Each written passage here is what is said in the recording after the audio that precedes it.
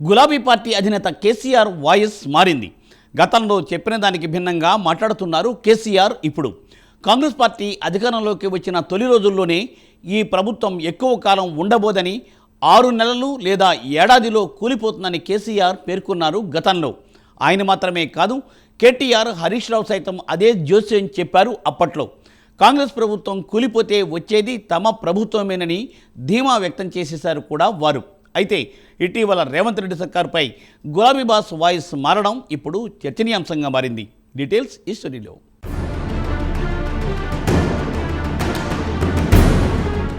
Hat trick విజయంపై కలలు కన్న బీఆర్ఎస్కు గత అసెంబ్లీ ఎన్నికల్లో ఎదురుదెబ్బ తగిలింది. గులాబీ పార్టీని మట్టి కరిపించి కాంగ్రెస్ అధికారంలోకి వచ్చింది. కాంగ్రెస్ ప్రభుత్వం ఏర్పడినప్పుడు ఆ సర్కారు ఎక్కువ కాలం ఉండదని, 6 నెలలు ఏడాదిలో కూలిపోతుందని మాజీ ముఖ్యమంత్రి కేసీఆర్ వ్యాఖ్యానించారు. ఆ క్రమంలో చాలా మంది కాంగ్రెస్ ఎమ్మెల్యేలు తమతో టచ్లో ఉన్నారని కేసీఆర్ స్వయంగా చెప్పారు. వారు తమతో సంప్రదింపులు జరుపుతున్నారని అన్నారు. కానీ ఏడాదిన్నర గడిచిపోయినా ఏమీ కాలేదు.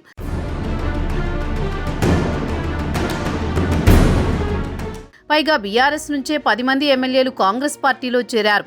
వారి అనర్హతకు సంబంధించి వాదోపవాదాలు పూర్తయి సుప్రీంకోర్టులో తీర్పు రిజర్వులో ఉంది. ఈ నేపథ్యంలో కాంగ్రెస్ సర్కారుపై గులాబీ బాస్ వాయిస్ మారిపోయింది.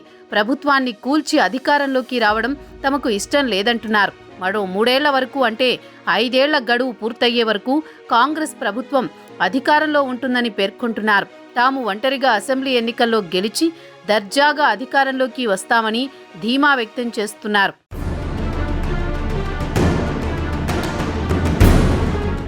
ప్రభుత్వాన్ని కూల్చి తాను సీఎం సీట్లో కూర్చోవడాన్ని ఆయన ఎవరో వేసిన భిక్షగా అభివర్ణించారు. వాడు వీడు భిక్ష వేస్తే నేను సీఎం సీట్లో కూర్చోనని విచిత్రంగా చెప్పుకొస్తున్నారు.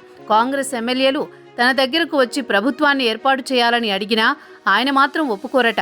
మధ్యలో అధికారాన్ని తీసుకోబోమని, అసెంబ్లీ ఎన్నికల్లోనే తేల్చుకుంటామని గాంభీర్యం ప్రదర్శిస్తున్నారు. కాంగ్రెస్ ప్రభుత్వం పూర్తి కాలం అధికారంలో ఉంటే ప్రజల తప్పులు తెలుసుకుని మళ్లీ బీఆర్ఎస్ను గెలిపిస్తారని కేసీఆర్ అభిప్రాయపడుతున్నట్టు కనిపిస్తోంది.